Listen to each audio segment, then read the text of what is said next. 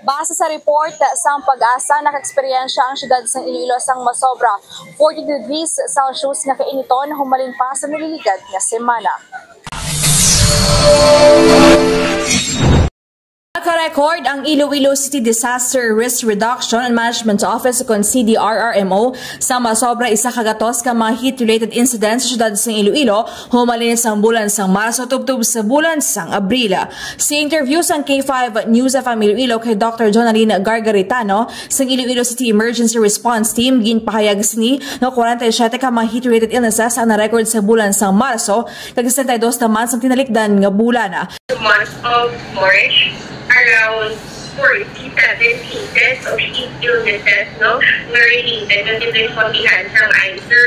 Ini mga types of illnesses itong nagaligo, nadulaan animo, ulgyada, balangan na itong type as selected. So, di siya may pa-respondihan na mo sa March.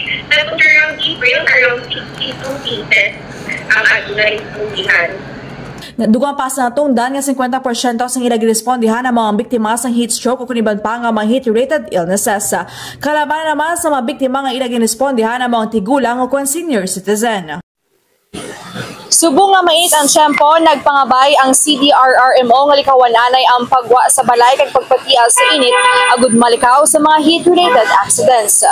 Report gikan sa syudad sa Iloilo ni K5 Jenny Kauilan para sa Kampiyon nga Balita, Serbisyo Publiko kag Kalingawan sa Iloilo. K5 News FM.